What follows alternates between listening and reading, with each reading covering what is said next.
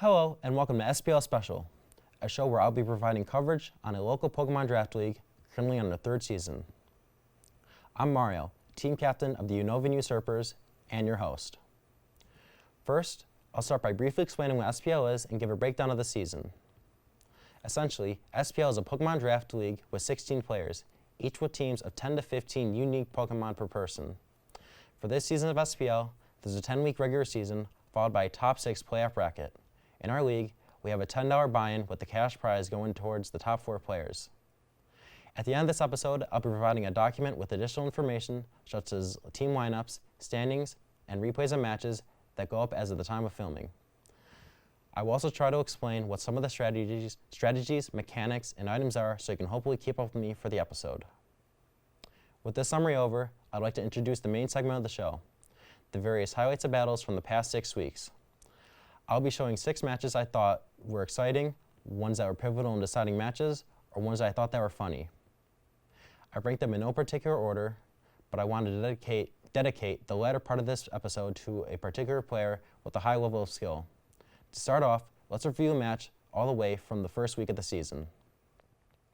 The first highlight I want to show is the match of College Cancer's Nate versus Cinnabar Cyndaquil's Bicey. In this match, we had one of the longest games of the season, lasting a total of 105 turns.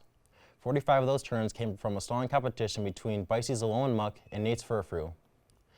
Neither could deal enough damage to put pressure on each other's team, and both ran a couple of the same type of moves, physical descent boosters and rest. The reason this won for half the game was due to the fact that switching out would allow either player to have a major advantage in terms of momentum.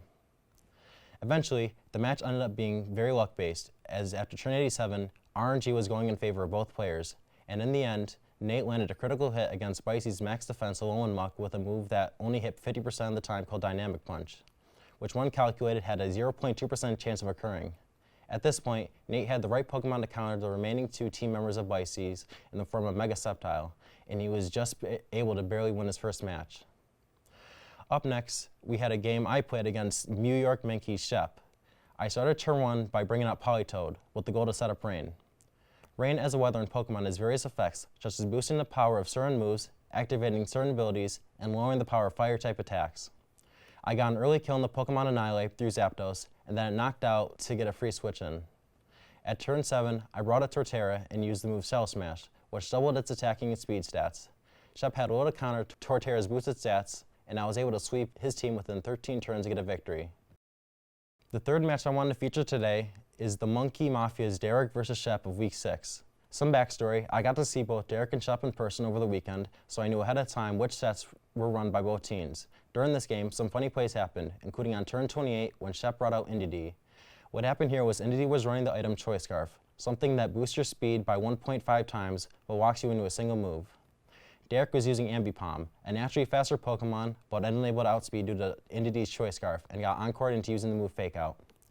Fake Out is a 40 power base move that normally goes first and flinches its target, but can only be used once per switch-in as the first move. Here you can see that Fake Out failing due to Indeedee's setting Psychic Terrain, a type of terrain that blocks priority moves like Fake Out. So because it was Derek's last member, he was unable to switch out of Encore or attack for the first 3 turns, which allowed Shep to revive one of his team members and get an additional point in the league. It wasn't a very serious match, not helped by the fact that Derek only drafted a team of 15 monkeys, but it was anything but a boring match to watch. Now, before we get into the player spotlight, I wanted to show off our league standings as of Week 6. Due to only having the 10-week season, it's still impossible to know who will and won't be making playoffs. However, as you can see, everyone in the top 11 has a reasonable shot at making it. The real question is who will be given the 2 bye-week slots. Currently, Dev and Fendi have both been undefeated, and both have been favored to win the rest of their matches up until Week 9. There, they will face each other for their divisional games. In comparison, Haj and I are also high on the trail with a single loss to our names, and since Haj and I don't face each other in the regular season, all 4 of us will have a clean shot at skipping a week of battles for playoffs. This is important as having a week off from playoffs guarantees a semifinalist spot in the tournament. And lastly, for our bonus, here are the 4 divisional brackets to coincide with the General League standings. The only division that seems to have a wildcard slot secured is the Gold D division, so it will be up to players in their respective weeks to pull off a massive upset. Now onto the last segment of my show, the player spotlight. Nido King Doji is one of the better players in the league with a decent lineup of Pokemon. I wanted to show off the next 3 matches that Doji was a part of against some of the league's best. The first match I'll briefly talk about is the game of Doji versus Maryland Monferno's Python from Week 6. I want to focus on this segment on 2 members in particular, his Fairy-typed Clefable and Water Dragon-typed Walking Wake. Here at turn 3, we see Clefable enter the game to start setting up with the move Calm Mind, a status boosting move that boosts both special attack and special defense. Python reacts accordingly and brings out his most specially defensive Pokemon, Mega Sableye, to try to blunt it. He uses the move Toxic to put a timer on Clefable, but doesn't work. Why? Because Clefable has the ability Magic Guard, a special ability that ignores any indirect damage, including Sableye's Toxic. Now, if that were all that Clefable had, it wouldn't be a big deal, but it's a fact that Clefable can instead have the ability of Aware, something that ignores Pokemon's opposing stat boosts.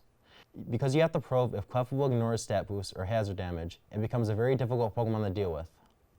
Due to Doji's positioning, he was able to knock out 2 of Python's Pokemon before Clefable was knocked out in turn. Later in the match, Walking Wake comes into prominence, being an absolute powerhouse when used with the Sunny Weather ability of Ninetales. Walking Wake's ability, Photosynthesis, activates in the sun and gives its highest stat boost of 1.3 times boost. Walking Wake's Water Dragon typing is almost perfect too, only being weak to Fairy or Dragon types, 2 of which Python doesn't have. So slowly but surely, Doji gets the win over Python, despite Python's team initially looking very promising. Moving on, we have an interesting mirror match for our 5th highlight. Match 5 is an example of the concept of Weather Wars, a type of tug-of-war where both opponents rely heavily on weather and attempt to hold their respective type for as long as possible. Often, losing your own weather setter means you're put at a massive disadvantage, so it becomes more of a mind game and a game of chicken on when you want to switch in or out your setter. This match was just that. The Week 4 match versus Garden City Galade's Ryan, the SPL 2 champion. Doji's weather-based team included Castform, Ninetales, and Hisuian Lilligant, Lilligant having access to the ability Chlorophyll. This ability for Lilligant doubles its speed, with its signature move, Victory Dance, boosting its attack and speed by an additional stage. With this, it's an incredibly fast sweeper if given the window to set up. Notably, Walking Wake, another sun-boosted Pokemon, wasn't present here. That's because of Ryan's Snow team, in which he has 3 of his own weather-based team members, Alolan Ninetales, Arctovish, and Excalibur. Both Alolan Ninetales and Arctovish act as the snowy counterpart to Doji's Ninetales and Hisuian Lilligant, with Arctovish having a snow-equivalent speed-boosting weather ability in Slush Rush, and the powerful Vicious Rend, an 85 base power move that doubles if it's faster than its target. This makes Arctovish a much more deadly Pokemon in snow. Excalibur is a high-powered Dragon Ice-type Pokemon that gets its own benefits in and out of snow. For instance, having it switch-ins to Fire-type attacks due to its ability Thermal Exchange. So this is the game that's being played here. The goal of Ryan and Doji is to shift their weather to their liking in order to get the openings that they can use and knock each other out. On turn 7, Ryan goes for the Pokemon Thundurus and is knocked out with Clefable's Power Herb Meteor Beam, a set that is effective against most of his team due to the rock typing it possesses and high power. Clefable now has some momentum and starts setting up. However, Alolan Ninetales is brought in to set the move Auroraville, a screening move that halves all damage for 5 to 8 turns. Clefable goes down and Doji's Ninetales comes back out, but Excalibur switches in to take the predictable heat wave. Doji's Kabutops had been knocked out later, and then Ryan again changes the weather back to snow.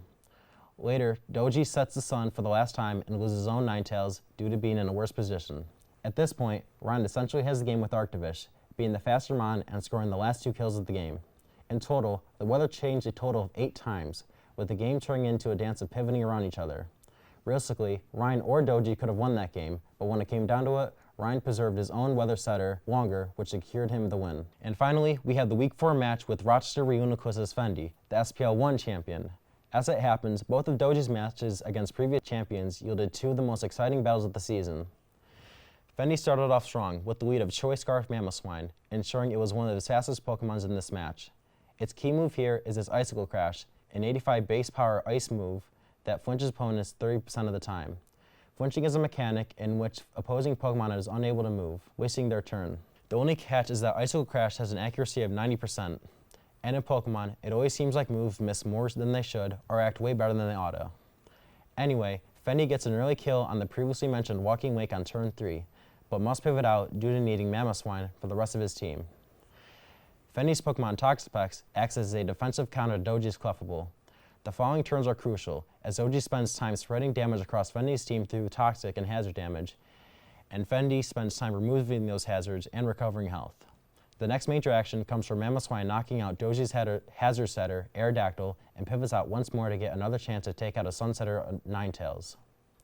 He does this successfully after sacking Forgus, and Logan is later walled by Toxapex. We see Dragapult and Clefable face off as Dragapult sets up a speed and attack boosting move. Clefable predictably knocks off Dragapult's item, which happened to be Weakness Policy. This item raises physical and special attack by 2 stages, and Clefable is killed in return. Doji's Berserker, a pure steel type, knocks out Fendi's Dragapult, but is in critical range of Mamoswine's Icicle Crash. For Fendi, the only thing that will both kill a low HP Berserker and a max health Logan is the move Icicle Crash, which as mentioned, has a 10% chance to miss.